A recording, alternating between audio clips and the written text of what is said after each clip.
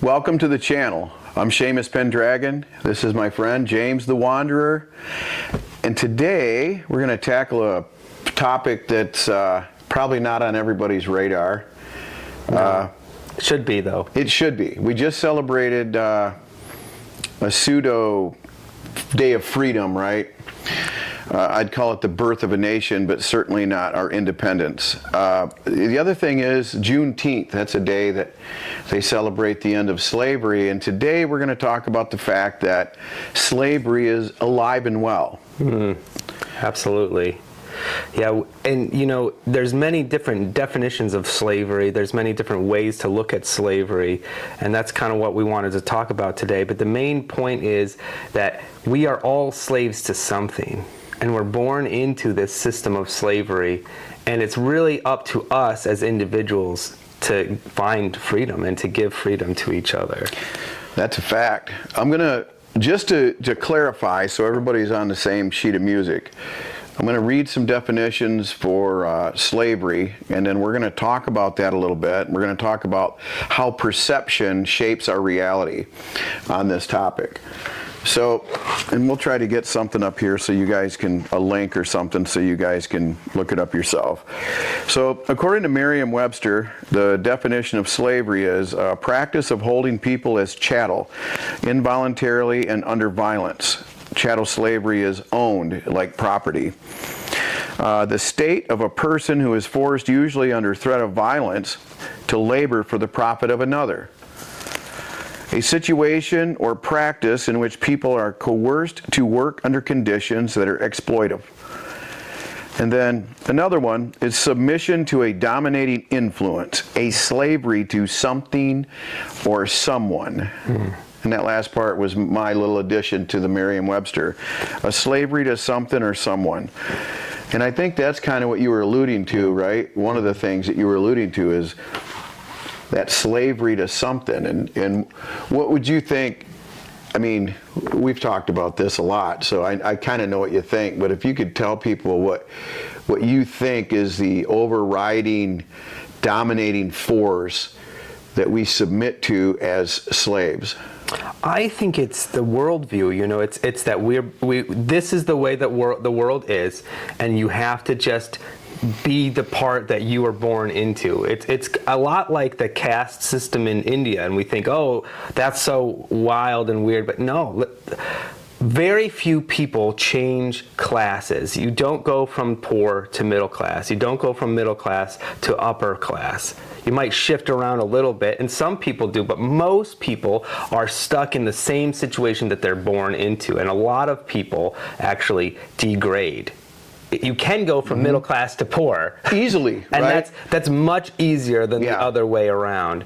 And so, you know, I like that one where you're talking about you have to work, you're being exploited, okay? And the exploitative slavery is that you have to have the currency to survive in this country. There's no other real option for you. You don't have land available to you that you could go and farm and work and subside on. And most people don't have the skills or the resources to get the skills in order to do that anyway. But that means that you have to be a part of the system and the culture, and you have to do your part. You have to, you know, my daughter came home the other day and she had talked to this guy working at Taco Bell, and she's like, why is this guy working at Taco Bell? Because, you know, he was a Hispanic guy with tattoos. He didn't have any other options. And working at Taco Bell is exploitive slavery. You can't, he's probably living on somebody's couch or in his mom's basement with that salary, and that barely pays for his, you know, insurance and gas and food, okay? That's exploitive. That means there's no way out for that guy. Unless he works really, really hard, maybe he can, you know, get to be a manager or something. But even those positions are very difficult. So when we talk about exploiting other people, you know, that is a terrible evil, and yet we've just carte blanche accepted it. It's just the way that it is. Yeah. We're apathetic to it. And I think the reason why we're apathetic to it, James, is because the perception of slavery is not what we see around the town, right? Yeah. Our perception of slavery, and this has been formed through the government school system and whatnot, is the idea that you are in chains, right? You're enchained, you're out there doing labor in a field, you're working on a farm. I would go so far as to say that we are slaves to a mindset. And it's a mindset that has been created in large part by a church and state that teaches from a book that was written for slaves. Yeah. And I think we accept our role as being exploited through wages, and we all know this. I mean, we're going to talk more later, a little bit later here about that. I'd like to talk about the perception of it. Like, we don't see ourselves as slaves. One, you don't want to see yourself as a slave. You think that you are an independent achiever. But we are a slave. We're a slave to the system. We submit to the system. Well, most of us do, right? Yeah. And we do so under threat of violence. Well, right, because if you don't submit to the system, then there are consequences. Okay? You know, I used to volunteer with the homeless population.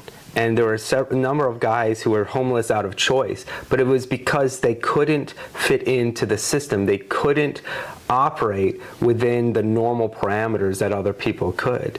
And it could be due to the way that they thought, you know, some trauma, that, like PTSD. There's all kinds of reasons, but they just accepted, no, I'm just homeless, and this is just my lot, and this is the way that I am. And you go, well, why couldn't they do something different? You know, why couldn't they change it? And you start looking at the statistics. They can't. No, they can't. They're sunk. You know, people get up to their eyeballs in debt. I mean, most families have like between $20,000 and $40,000 in credit card debt just looming over them. And you think about the debt to the land that we have, that you have to pay your property taxes, you have to, you know, live someplace. You know, there's so many reasons why we indenture ourselves into these positions of slavery. But, you know, even our mindsets are enslaved, right? We can't change our mind about things. Yeah. That's one of the worst evils about religion and the state, is that they tell us the way things are, and there's no argument against it. There's no freedom of thought. There's no freedom of expression. Even when people come to discover that what they thought was true is not true, they are almost bound to continue with the lie or be ostracized. Absolutely. And it's also a very difficult thing. They will many times cling to the lie and defend it, knowing that it's a lie. Yeah.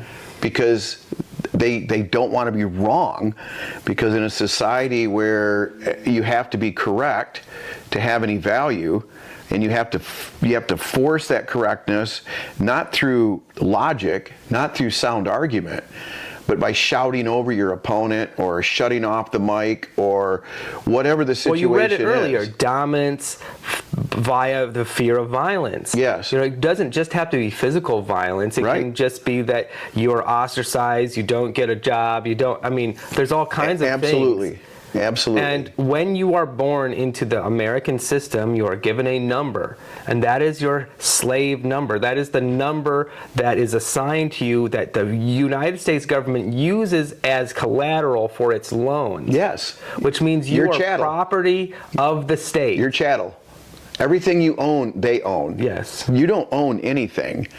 You're born into a system where you work your ass off and you break your body down, which sounds very familiar to what slaves did back in the day, right? It's no different today. No. All you got to do is go sit in a Walmart parking lot and watch everybody hobble up to the store to realize there's a lot of broken old people in this country. Their bodies are broken down from 40, 50 years of working. And some of them, you get to go in and watch them be greeters because they still can't make it. Right. Yeah, they're 70 years old. They're sitting at Myers because they need the minimum wage that Myers is giving to them. Yeah, to help subsidize their Social Security or whatever.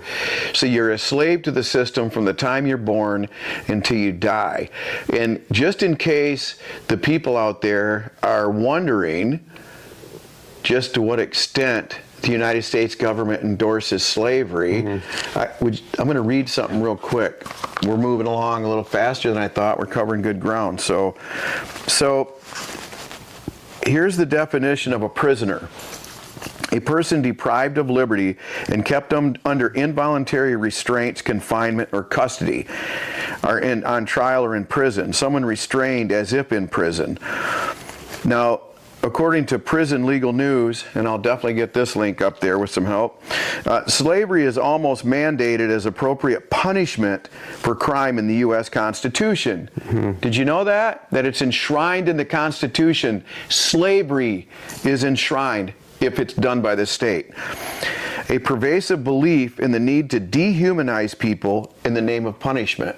In other words, to break their spirit is the way you and I would probably look at it. Absolutely.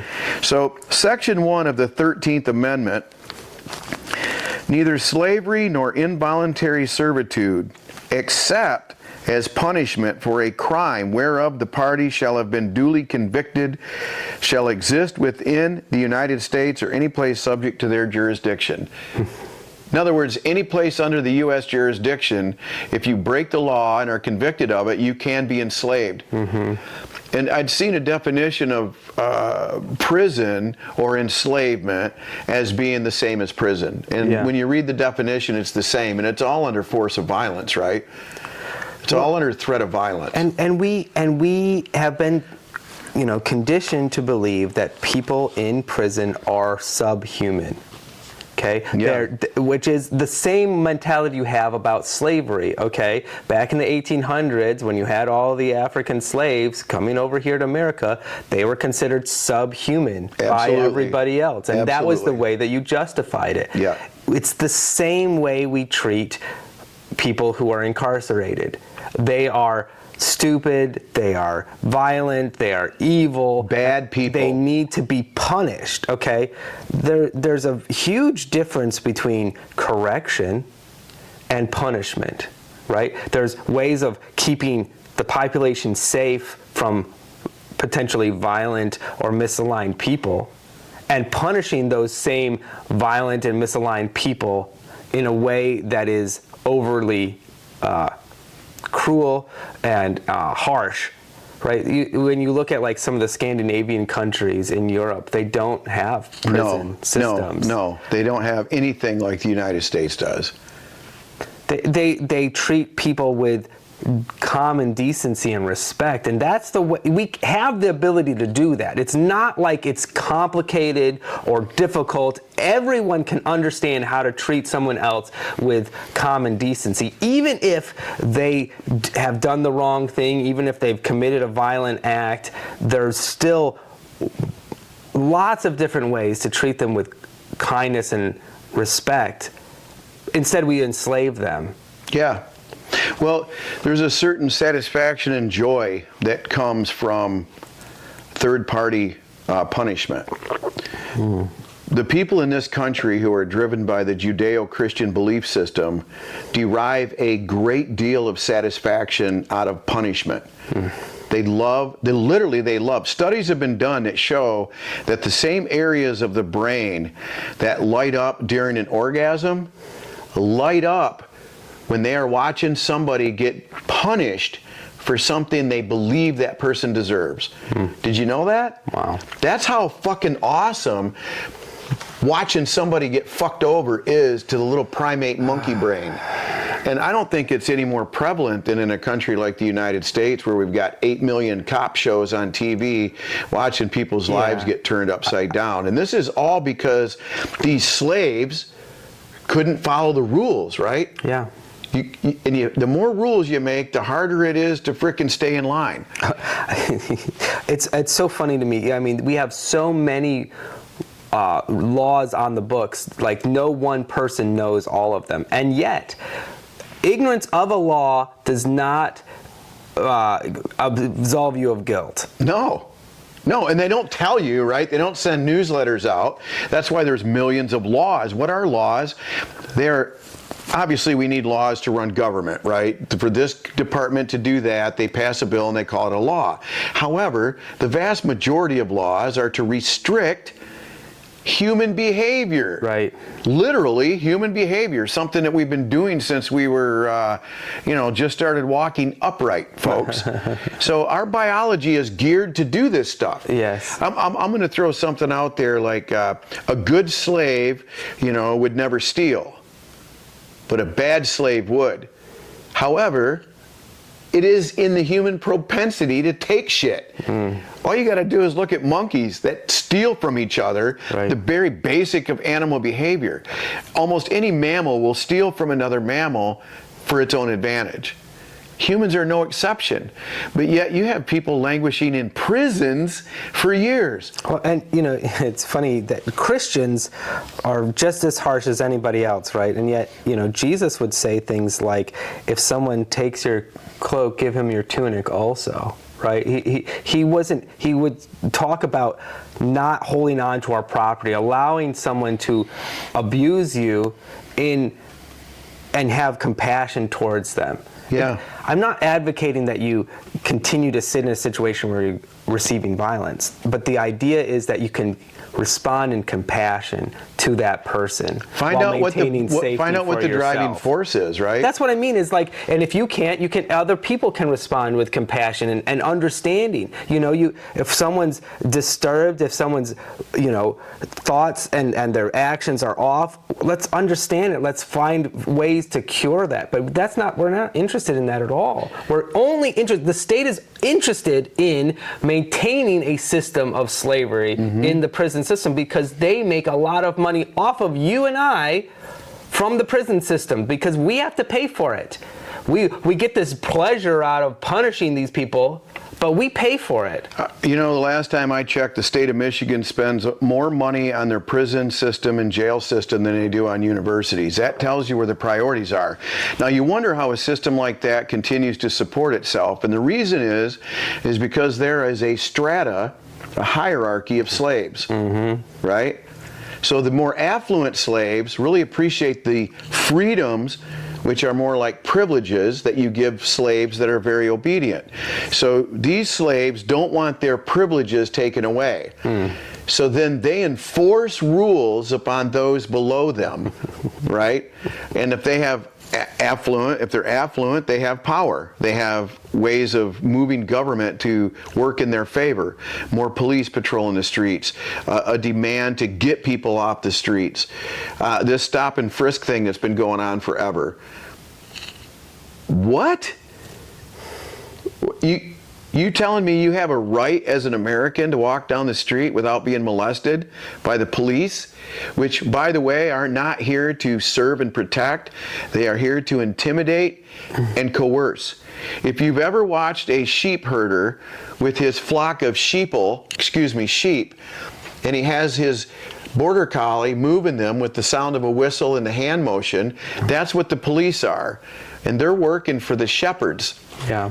The shepherds of the flock. Yeah, they contribute to the mindset of fear. We are afraid of our government, which means that we're going to keep our head down. We're going to not speak out. We're not going to say anything negative against the government, because that can be considered illegal. Yes. You can be locked up for what you say against the government. Yeah. Think about that. I don't even have the freedom to express myself, which is, that's the First Amendment. All they've got to do is say it's in national defense, or it threatens national defense, and you're done. Freedom of speech is tentative in this country at best. When they start banning books and all that kind of stuff, freedom of speech to protest against slavery isn't even there. But most people don't even realize, James, that they're under the umbrella of slavery. Well, right, because they're not at the bottom. Right. Okay, and the people at the bottom have no voice. Yep. So we don't care. Yeah. And they're just violent, criminal subhumans. We don't need to listen to them. There's no reason to have compassion for them. It's the mindset that we have to change. So, James, the underlying cause that this persists has to be that people lack the insight to even see their situation. Would you think so? If you're born into slavery, and you're told that it's the best system there is, and they call it democracy, you wouldn't know any different. Well, absolutely. I love the movie The Matrix, right? And he's told he's a slave. And he's being used for his bodily functions that generate energy for these robots, right? And it's a great picture because he doesn't know it. But there's something off. Like, everybody can see there's something a little bit off about our world, a little bit off about our government, a little bit off about our reality. A little, just a little. But that's all that we like to be aware of, because if we look full at its face, it's very hard. Because we'll get angry, but then we'll feel hopeless. We won't know what to do about it. It doesn't seem to help us to feel bad about that situation, right? I don't want to think I'm a slave. I'm not a slave. And we'll rise up against this idea. But you're a slave. I'm a slave. You're a slave. We're all slaves to this system because that is the way that they set it up to be. And it's been that way you look at human history, and there's always been that way. Yeah. It's interesting you bring up human history, because the way that we are slaves today are very much in line with everything from like the Akkadian Empire. You had the Assyrian Empire. The Persians were really good at moving people around that they conquered, and these people were enslaved, right? So, but they weren't enslaved as we envision it. These people weren't walking around in shackles unless they were the least capable of conforming to the rules, and then they were treated the most harsh, just as we do inmates today. Well, yeah, if you were a slave and say you ran off, well, you would be found, because anybody harboring you could also be punished, and they would chain you and send you to the mines where you survive for a few months and then you die. Yeah, the troublemakers get taken care of. But the rest of you slaves, as long as you work the land that we put you on, and you give us so many bushels of barley and so many bushels of wheat and so many heads of cattle or whatever, you can continue to do that. So there's a sense of freedom. And donate your children to our military efforts. Yes, donate to the military. You got to sacrifice your children. So these slaves, after a while, literally have a sense of freedom. They have an afterglow. They know that they still work for the emperor, right, or the king or queen, but they have a sense of freedom. As long as I do what I'm told, and that's key. Yeah. As long as I do what I'm told, I am free. So these people that are living on the outer fringe, so to speak, believe that they're free. They're going about their daily business. They own markets, right? As long as they're paying taxes, the kingdom doesn't care. Right. Don't revolt. Do what you're told. Yeah. And pay your taxes. That's pretty much it. Isn't that kind of the situation that we live under now? And at any time, the government can take your shit? Oh, absolutely. They can justify it any way they want. They do it all the time. People disappear all the time. People's possessions get taken. Their bank accounts get frozen. And over these free speech issues, if you take like that Snowden character, right? He had to run off to Europe and hide out in a non-extradition country because he revealed how evil and corrupt the government was. Yes. If that's not an indication as to how bad it is, and again, it was national interest, right? It was all because of the national interest. Now, him telling American people that they were being spied on by their government, which is in violation of their fucking rights, if that is anything to do with national interest, there is no freedom left in this country. Right. There is no freedom. That is the biggest joke there is. And they never answered for any of it. Nothing ever changed. No. People were more aware, and they started clamoring for some stuff, and there was some show in the Senate and the House about, we got to bring reform. They never did any of that. They made it worse. They've made it more monitoring, more surveillance. The people are asking for it, James. Only a slave would demand fewer freedoms in the name of safety. Only a slave would demand that. We've talked about it. And the slaves are clamoring for less and less freedom. I really liked Bismarck's Germany. If you look at the history of Bismarck's Germany, all the countries around him were playing with the idea of socialism and communism. This is, late early 1900s, okay? And Bismarck was this marshal who was basically in charge of Germany. Yes. And he was under the emperor, but he was the guy running the show, Yep. okay? And he figured out that as long as he gave people the trappings of socialism, some more freedom, some social security, some other things like that, they would stay enslaved, okay? They would stay under the emperor. Mm-hmm. And he did this really well for like 40 years. But then right before World War I, the emperor got mad at him. He's an old guy, and they got rid of him. And then they changed their foreign policy, and then boom, all of a sudden we have this world war. But he was a master of manipulation. He was a master of conditioning people to not upset the apple cart because of the benefits they get from it. Yeah. One of the things we were talking about with the slavery in America is that wage earners in America still have to be dependent upon the government. Oh, big time. That if you work, my wife works a good job, and we still are dependent upon the government to supplement our income because of the cost of living. Yeah.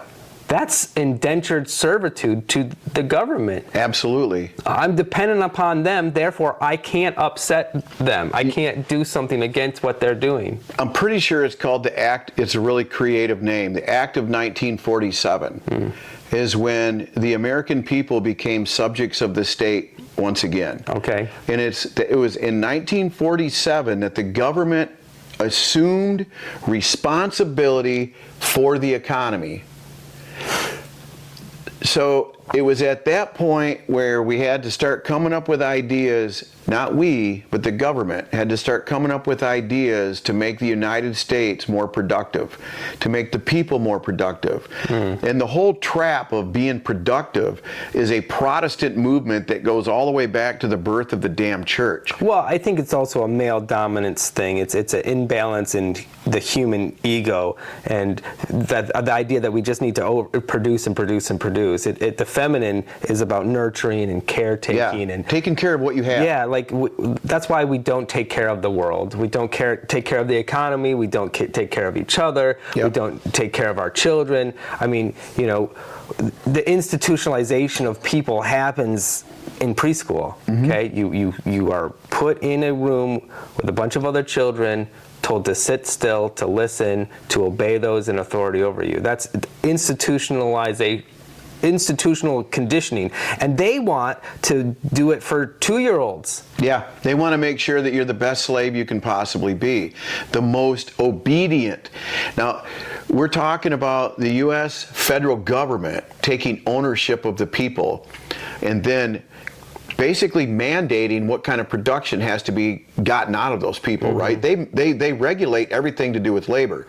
I'm going to show you a little stat here. I found really interesting. So back in the day, now there's a whole bunch of states down south, and I can't help, let me see if I got it here. I can't help but think that it's smack dab in the middle of what we call the Bible Belt. So first of all, in 1898, 73% of the state revenue of Alabama came from inmate leasing, where they legally leased inmates to factories or farms. Yes. 73% of the state income came from leasing inmates. Okay? Unbelievable. And they would round people up and arrest them on bogus charges. Absolutely. Just to enslave them, just to inflate these workforces. Yes. Absolutely. That was another part. That was another part that was spoken of is the fact that some of the most minor laws could land you in prison for an extended period of time. Now, just so you could work on those. Michigan is no different, folks. Michigan is no different. You can go to prison in Michigan for fucking years for going into somebody's garage and stealing a bike. Home invasion, baby, 7 years. No. See you later. Yeah. For a fucking bicycle, folks.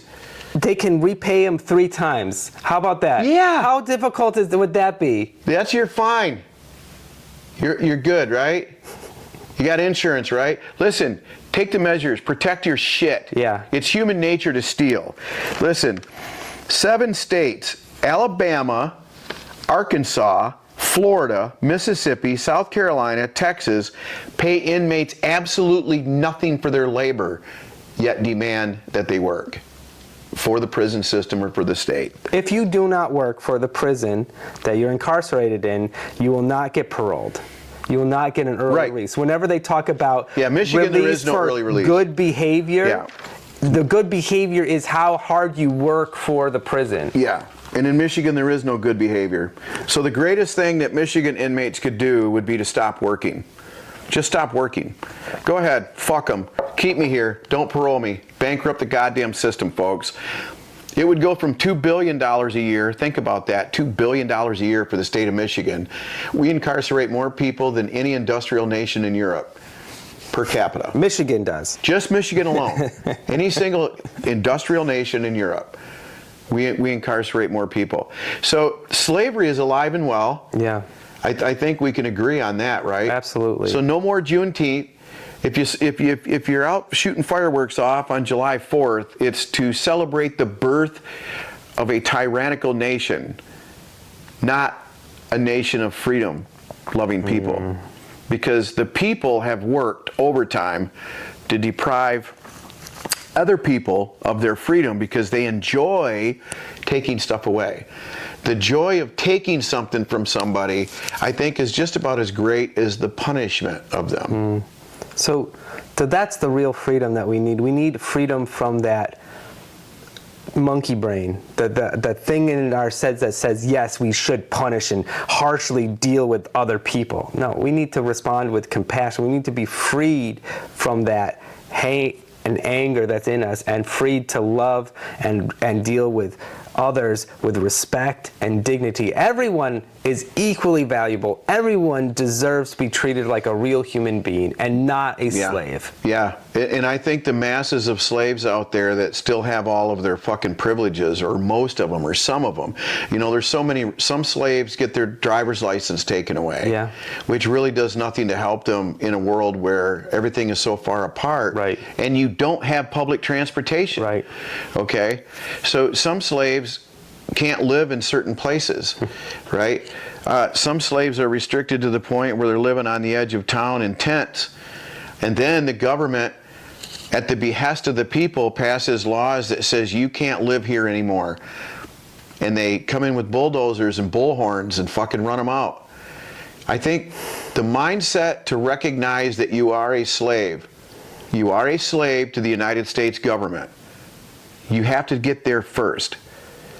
The second part is recognizing that you're no better than anybody else. And that we're all a bunch of human animals running around trying to do the best we can. And have compassion for others. And let's put an end to this idea that it's okay to work people to the bone for nothing. That it's okay to incarcerate people for the smallest infractions for extended periods of time.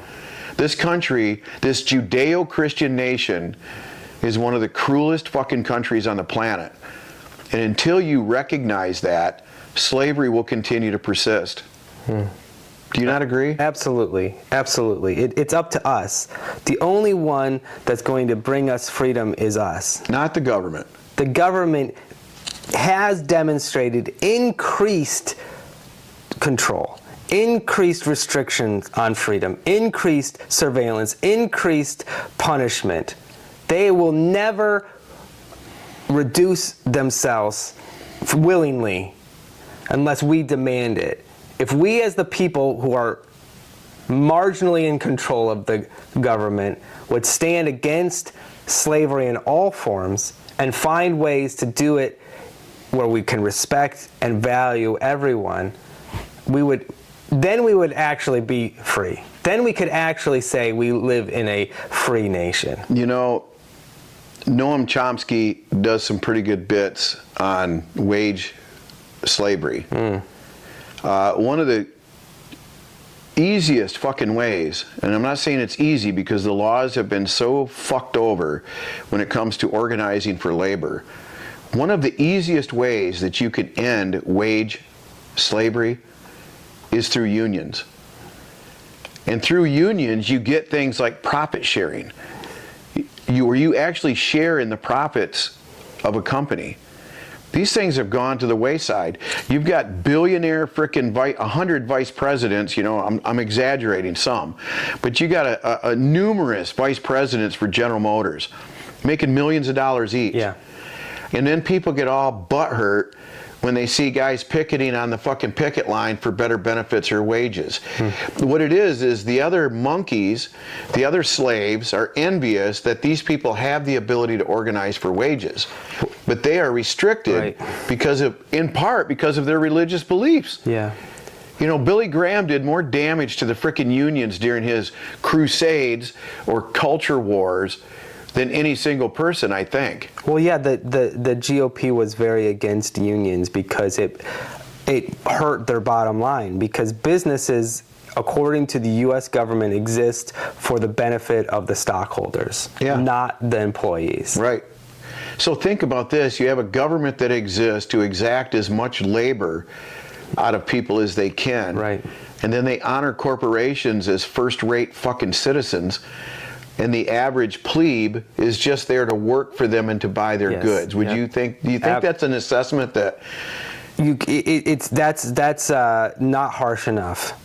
I think that when you really look at it, it's a terrible tyrannical system that must be overturned. It has to be done away with. There's no hope of reform. It is so far gone that the only hope is to renew, to totally reset. You have to completely reset the whole system, and it has to be done with compassion, nonviolence, and respect of Wow, there's only one way to do that, James.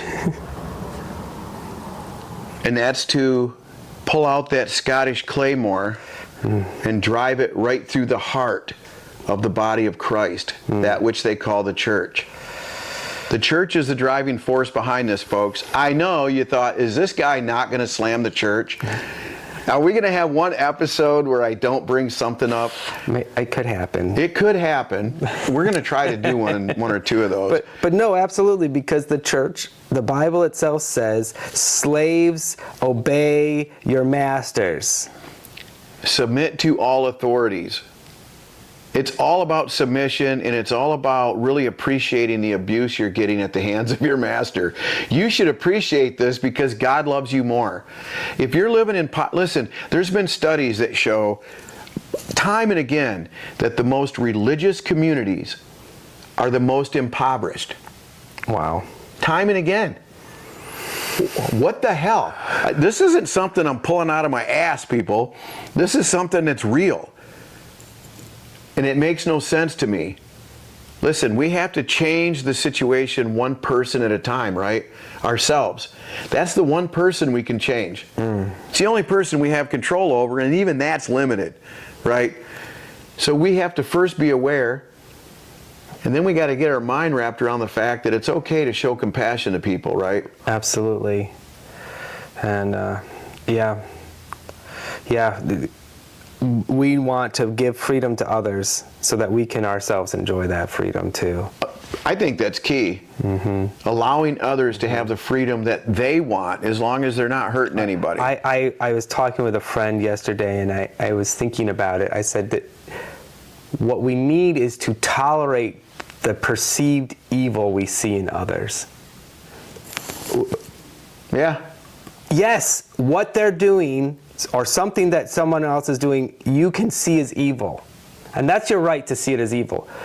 But if you want freedom for yourselves, you have to tolerate that thing you perceive in the other person and allow them to live the way that they're choosing to live. It doesn't mean you have to do it. It doesn't mean you have to embrace them and say, oh, I love what you're... No, just let them go. But because the only other option is we're all slaves.